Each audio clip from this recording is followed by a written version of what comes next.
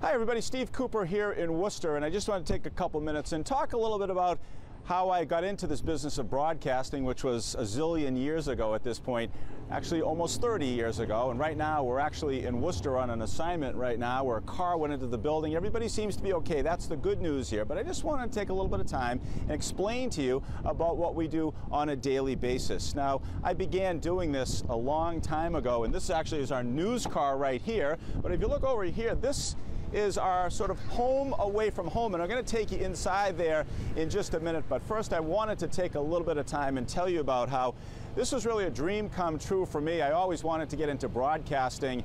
Ever since I was a little kid, I grew up in Belmont, Mass, and I went to Belmont High School. I'm one of 8 kids, and I ended up playing soccer when I was at Belmont High School, and got to play in all the big tournament games, and it was quite an experience. And I always thought I was going to be a professional soccer player till I blew out my knee my junior year.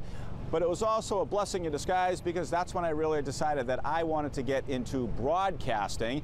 And after I went to UMass Amherst, I ended up going to a radio station up on the North Shore in Salem, Massachusetts, WNSH. I was the morning anchor there, which required me getting up in the middle of the night. That's right, in the middle of the night, turning the station on. This was a 500-watt daytime station. Turned the station on, did the news during the day, and that was my first sort of go-around into the broadcasting world before I jumped into the television side of the industry.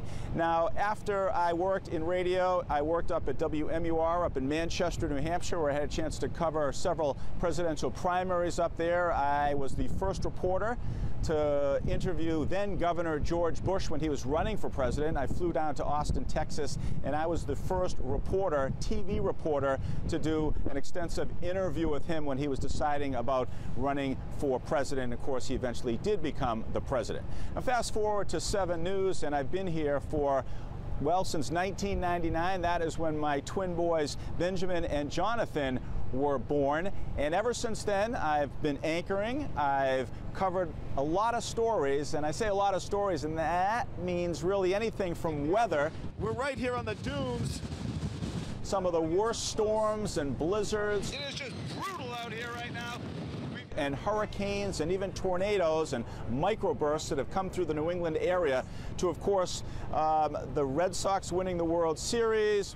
We are on board boat number 3 here. We've had the Patriots, we've had the Bruins winning the Stanley Cup. That are Bruins fans. This is the cup. We've had the Celtics winning as well, so it's been quite a tradition. But aside from the chance to cover weather, a chance to cover those big sporting events, I've had a chance to cover a lot of news stories as well. Are you involved in the murder? Now, I mentioned a while back that this is sort of my home away from home, and what I mean by that, this is our satellite truck, and this is how we bring the story to you back home. And I want to show you something that I don't tell a lot of people, but when I take my jacket off here, I can show you that I not only have the microphone on here, but this is what we call an IFB, and this is a transmitting device that if you look up in my ear, this is how the producers back in Boston, back at the station, will talk to me while we're on the air. And when I say this is my home away from home, this is sort of where everything happens, that we put our stories together. This right here, as you look inside here, and let me jump in for a quick second, this is where we do all of our editing right here. It all happens right here with our photographers, who are editors as well. And one thing that's changed through the years, as I mentioned, I've been here since 1999, is this is all computerized. This is like a video game at home, but once we put this together, we're able to put it in a final phase, and then we send it off through that satellite dish as we showed you out there, and that's how we get the story back to Boston and then back to you at home, where you're sitting at home, hopefully enjoying our newscast. As I mentioned, this is a dream come true for me.